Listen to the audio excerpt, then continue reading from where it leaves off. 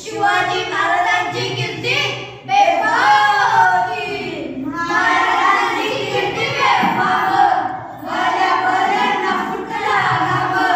याला कोण करीये सरळ, दरबारी कुस्ती बेगम.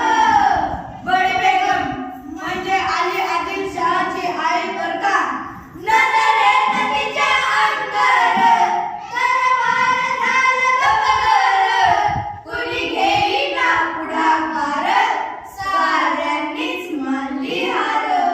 इतक्यात अचानक एक सरदार उठला, बोलला, हम जाएंगे शिवाजी को.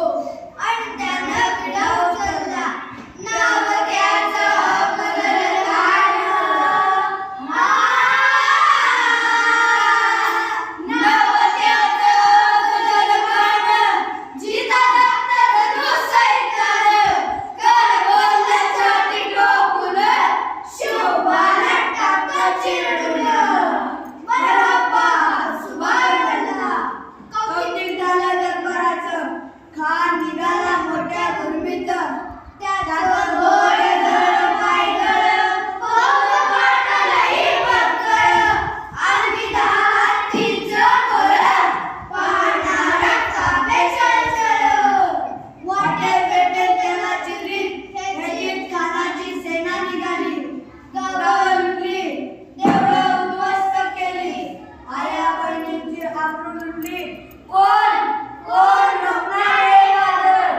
आता शिवाचं काय खरं नाही. तिकडे मुघल, इकडे निजाम, पलीकडे इंग्रज. जो तो हेच बोलू लागला. राजाची सेना उठवर, खानाला कसा टोकणार. काय लढवावं हुनर, चिंतेत बंधू सरदार. पण आई जिजाऊ काय म्हणाल्या. शिवबा केवळ आमचा पुत्र नाही तर अवघ्या मराठी जनाचा स्वाभिमान आहे. या मातेने आपला पुत्र गमावला तरी बेहत्तर, परंतु भ्याडपणे पळून जाऊन या मराठी मुलकाचा स्वाभिमान गमावता कामा नये.